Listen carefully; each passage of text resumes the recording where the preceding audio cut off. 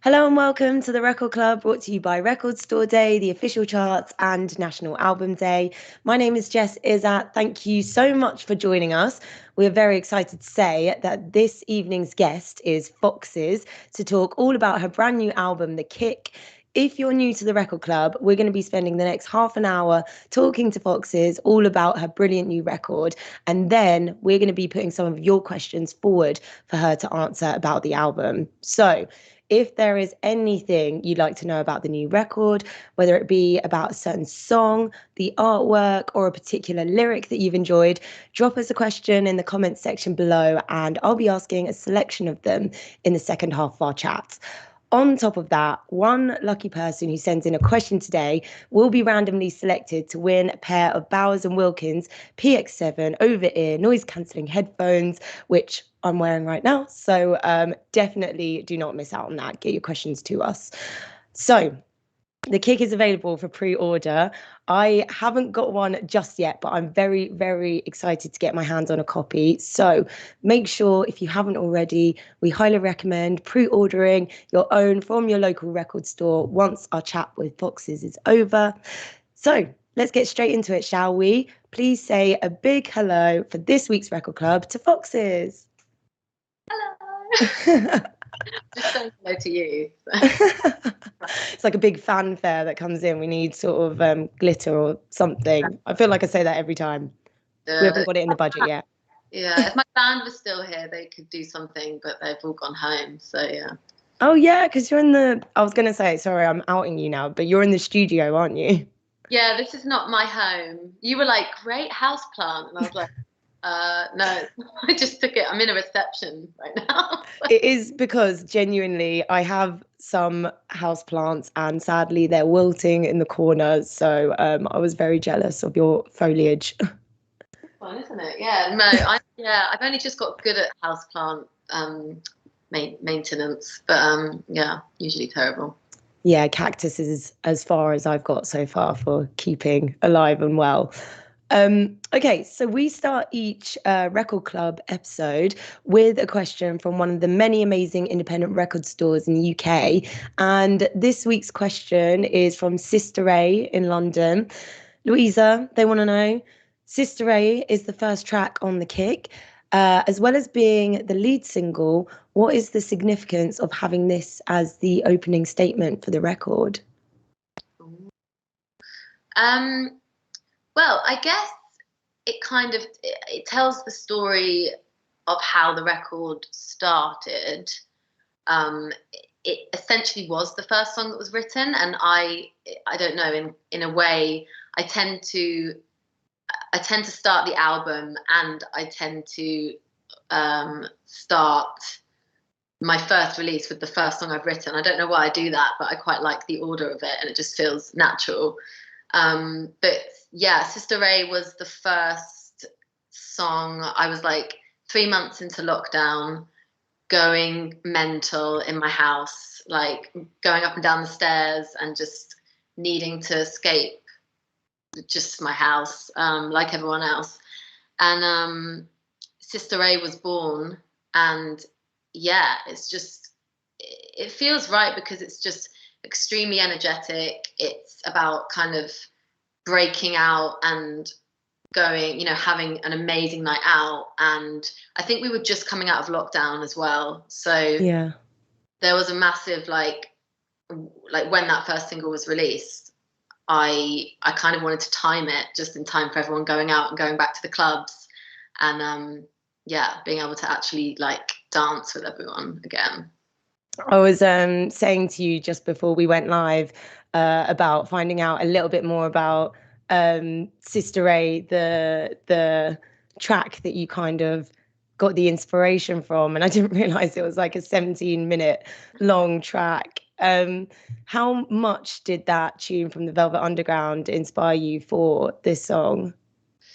Yeah, the 17-minute track didn't really inspire me. It was more what Lou Reed talks about in terms of what the song is about, and it's kind of more than anything a nod to how he describes this really insane debauched night out and who Sister Ray is as a character.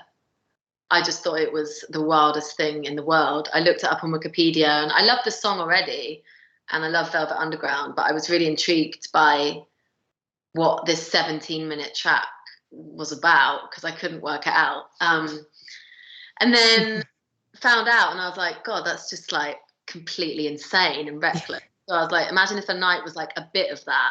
That would be, you know, kind of enough. But Yeah. it's just a nod to it. I don't think it's about that actual night, but it's a bit of like, I don't know, like a taste of that night. Also, you mentioned that it was the first one you wrote for the album. Do you always do that? You always have the first release as the first one that you write? Usually, I've done it, if I think back, I've done it with quite a lot of the like first releases from the previous albums. Youth was the first song I wrote on the first album, and then Body Talk was the first one on the second, and they were both the first releases. Yeah. And then This Is Sister Ray. It's actually, if I look back, it's the ones that are probably the most upbeat. I don't know. I must start albums with like quite upbeat, like, I don't know, 80s powerhouse songs or something. I'm not sure. Yeah, it feels so throwback, but it also feels I just when I first listened to the album, it felt so visual and like and obviously the dance elements are that.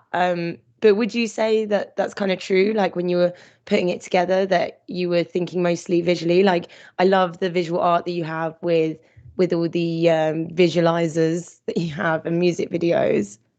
Yeah, I think yeah, it is a really visual album, because, not to keep banging on about lockdown, but because I was writing a lot of it on my own, I went into my head in quite a lot, and I had a lot of time to just sit with myself and kind of make up these little adventures and stories in my head. And I used it as a really big form of escapism. So I kind of made up nights out. So on a lot of the tracks, they're memories of having nights out, but they're also me like, okay, when we get out of lockdown, I'm gonna do this, and I'm gonna have this night, and I'm gonna go like and see my friends and go mental and whatever. So a lot of it was made up in my head, so it's probably a bit more dramatic. I think I have written somewhere like in my notes that it's funny. I can't believe that this is a lockdown record because your memories of these nights out are so vivid and you've managed to capture it so well. But I guess maybe that's also like the nostalgic element in it because you're like thinking back at it. Yeah, I mean, I probably had quite a lot of nights out in my time, so I'm probably thinking back, and I'm probably like, wow, I just probably needed to chill out a bit there. But I also read somewhere that you kind of stopped listening to current music when you're writing so that you don't get unintentionally influenced. Is that true? And then what were you using as an influence then? yeah, I try not to. I've always done that. I feel like a lot of like pop music is quite clean at the moment and like quite perfect. And I quite like making stuff that just is a bit rough around the edges and a bit like, if I can kind of take it to a strange place, but it still be pop, then that's kind of like my like safe space. I like it there. We used a lot of different sounds. Like I I like experimenting with just quite mad sounds, like a bit kitchen sink. I like starting off a bit weird. Like we would use, I think we had like, there was like a beer can at one point that I was like crunching for noises, stuff like that. But I was also listening to a lot of Janet Jackson, and then like a lot of Janet Jackson actually, like Velvet Rope, just because it's just so funky and just feels really fresh, even though it's from a really long time ago. And then Cocteau Twins, I was listening to a lot of Cocteau Twins. Yeah, I tend to listen to old music rather than, not that Janet Jackson I don't know, they're not old. Older, yeah. Not, it's, I don't know, yeah, older. Um, And I know that obviously it's been, what is it, like 5 or 6 years since your last album. Yeah. That must feel like forever for you. So what did it feel like when you dropped this album? It's just really strange, especially because of the circumstances. I didn't actually expect to do an album, and then lockdown happened, and it just happened. And so not only was it like very quick, the process was like through lockdown, and I kind of just feel like I dreamt it all. It's come out after lockdown, and then it's been so long since I last released something. So yeah, I feel like I've been dreaming for 5 years, and now I've just woken up and I'm like, oh, it's happening again. It's really strange though. Like it feels like, yeah, I was a kid when I released my second album. So I don't know. It's I know you have a different team around you now, so you've gone independent, and I read somewhere that you had more women around you, starting with your sister as well. How do you think that's sort of affected things? it's been good.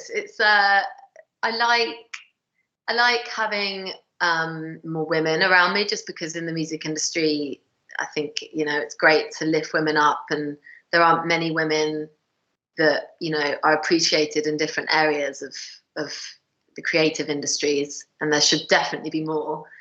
So that was great to do that, obviously. But there's also just a female energy that has come with a lot of the music I've been writing anyway. So it makes sense to kind of have that kind of, a female kind of team around me that like can input that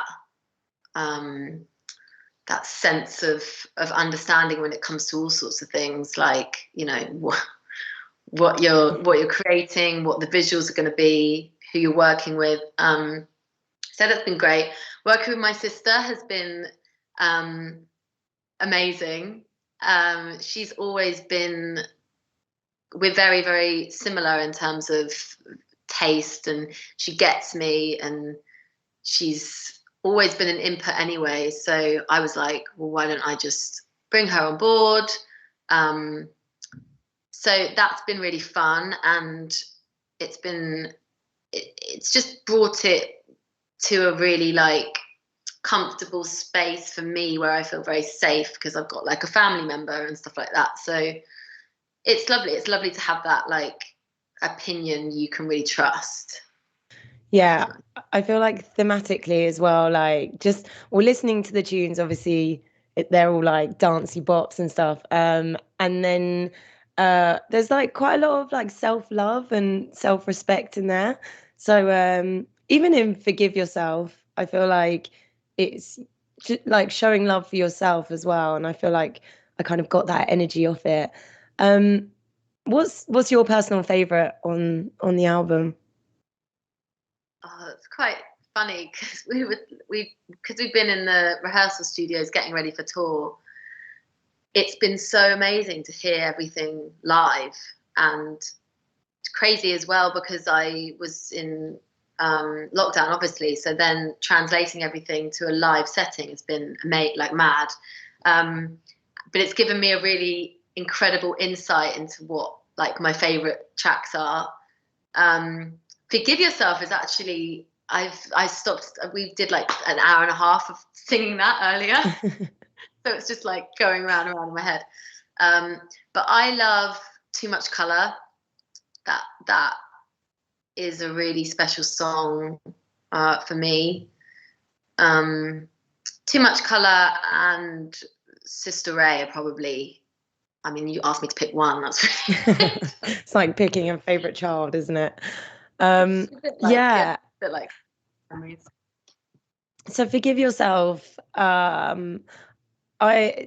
think, did you say that there was well, I think I read somewhere that there was different versions, maybe different versions of the chorus. How did you settle on it in the end? And do you think you'll ever release those different versions? They're all on my iPhone. It's just so funny. We've been working this song out today because all the tracks we're kind of rebuilding in a really live way, which is really nice. But it means we're like dissecting a lot of the tracks. And in Forgive Yourself, I remember writing it, and I wrote it in the strangest way. It's about like 10 different songs in one, because it's basically like vocal gymnastics, because I was singing it today and it's just all over the place, and it's like and then I remembered, I was like, oh, this is how I wrote it. I just did it in like little pieces, and I just like placed them all together like a puzzle. So that's why it's like lots of different songs, because they're kind of just like lots of different songs put together, and I don't know why I did that. Just because you wanted to make it easy for yourself when you were performing it.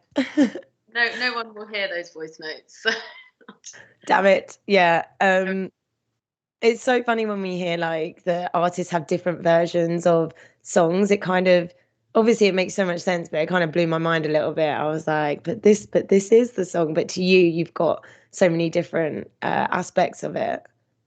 Yeah, definitely. I still don't really know how songwriting occurs. I'm always like shocked myself. I'll kind of sit back and then be like, what? When did I do that? Guys, we've got people sending in questions, so you can get in your question now to us. Quickly before I go to them, I've got one last question. So you mentioned Too Much in Colour was also a special one to you, and I thought it kind of stood out as fairly different to the others, like a really sort of nice way to wind down at the end of the album. Was that on purpose, and what does it mean to you? Yeah, it was. It was actually at the beginning of writing. I think it was quite an early song. It was a song that was written quite early on, and it was originally going to be the title of the album. So that's probably why I have like a bit of a soft spot for it. But it's kind of a song for the introverted person. It's about like oversensitivity and overfeeling and just being a very sensitive person in life. And so it comes from quite a vulnerable place. So I think for me, it's quite an exposing song, but they're always my favorite because I think they're like, I don't know, maybe I always feel like if someone can relate to a song that's a bit scary for me to talk about, then it's quite nice because you're kind of having a good connection about, you know, being a bit of a, I don't know, stranger person in life. Maybe an introvert. Yeah, no, I understand. To be fair, asking you to talk about a vulnerable track, that's a special one to you. We'll leave it at that for you. Okay, yeah, we've got some fan questions coming in. Thomas Chapman on the Record Club's page says, was wondering if there are any songs that didn't make the kick. Yeah, that's quite a lot. There are. I have a whole folder actually that didn't make the kick, but that's fine because it means there's more music to come. So. Wayne Rambo Groves on Fox's page says, if you could duet with anyone, who would it be and why? Oh, that's a good one. I have quite a few. I really like Fred again. I feel like I'd like to do something with him. And then, there's lots of people I would love to work with. Fred again is a good one, I think. I'd love to. Fred again, you'd have to do like a clip of you singing, I don't know, in the sun or like in your car. His Instagram's wicked. I like how he's just always traveling. Yeah, right. And with really scenic backgrounds. Yeah. We have Charlotte Holroyd on Fox's page saying, what does the phrase the kick represent to you? For me, it represents kicking down like the walls that you've built up for yourself, like, you know, like your insecurities or the things you're afraid of. Just about generally, yeah, knocking down the barriers that you put up for yourself in life and just like charging through them. Something like that. I don't know. It's funny, you see people kick down doors and stuff so easily in the movies, but I don't know if it'd quite be like that in real life. In my head it is. When I wrote the song it was, but maybe it's not like that. Yeah. Dawn Hayes on the Record Club's page says the kick seems to be the brighter, braver, wiser sister record to Friends in the Corner. How closely linked are the two records? They're not that linked. I think they're two very different bodies of work because Friends in the Corner was actually written during the period that I took some time away from the music industry. So the music's a lot more organic and like, I don't know, like stripped back. And maybe a bit more like my old music. Like it's got kind of, it sounds like old Foxes, I think. And then I think this record definitely is in quite a different space. But lyrically, I think they're lyrically very linked. I think because they always would be, because I'm writing lyrics, I guess. But yeah. Villy on the official charts page says, how was the creative process of making the album art cover?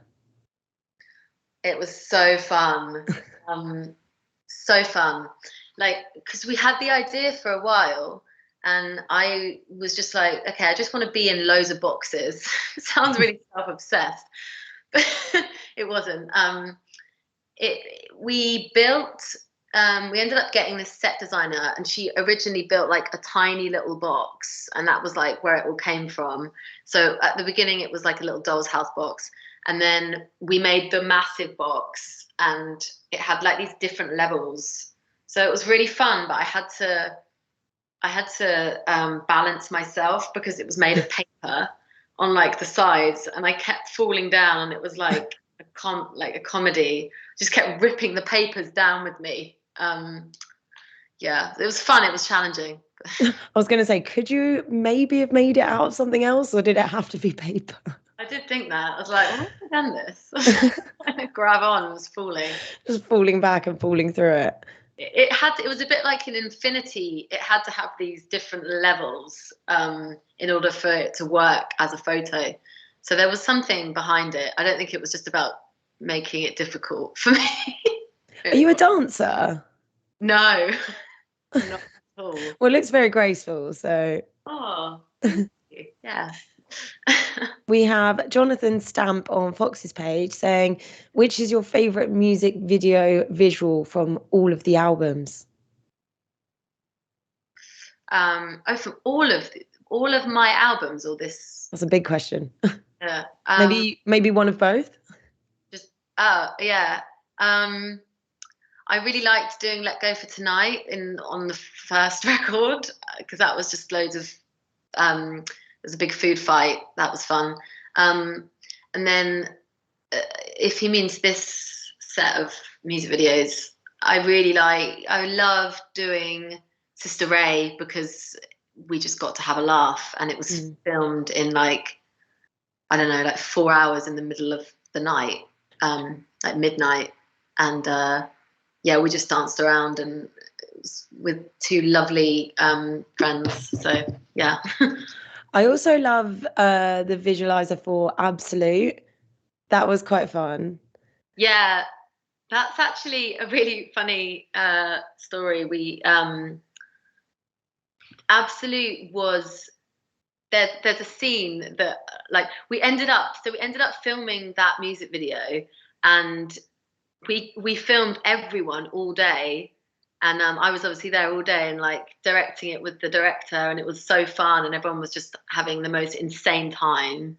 And then we were having so much fun, we forgot to film my part, and it got to like 10 p.m. and everyone was like, how much longer do we have the space for? And they were like, an hour. And we just couldn't film my bit. So yeah, that's why I'm hardly in that video. I was going to say, was that on purpose? Because then I saw the behind the scenes and you were there. So I was like, are tequila shots your tipple of choice? That's what I was getting from that. Yeah. Not always the best choice, but yeah, they are. God, you really were missing a night out, weren't you? Yeah. Was there a surprising fan favorite on the record? Definitely. I think I know I keep saying it, but lots of people do seem to really like Forgive Yourself. And what else? There's another one that I was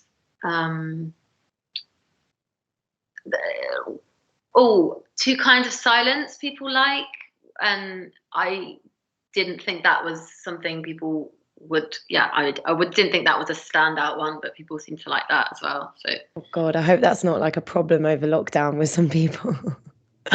Oh God, oh yeah, no. They're all feeling it. They're all like, oh no, resonating with it. But yeah, no, Forgive Yourself was definitely, I think, a standout for me as well. I think maybe it's just one of those things that people are mentally being a bit hard on themselves over the last few years. So it's resonating. But I mean, I enjoyed dancing around my room to it. So thank you. Oh, I love that. That's what I want. People dancing around, definitely, whenever they hear it. So that's actually all we have time for today. But thank you, Foxes, so much for joining us on the Record Club. Obviously, guys at home, keep streaming The Kick, which is out now, and you can pre-order it, an LP or a CD from your local record shop. And also, before we go, I'm very excited to announce that this week's winner of the Bowers and Wilkins Wireless Headphones Prize is, drumroll, Charlotte Holroyd on Fox's page. So please slide in to the Record Club's DMs and we'll get those headphones to you. Thank you everyone for joining us and sending in your questions. Our next guest is going to be announced on the Record Club's social media very soon. So make sure you're following us, and all previous episodes are available for you to watch back on our YouTube channel. Foxes, thank you so much, and we'll see you guys soon.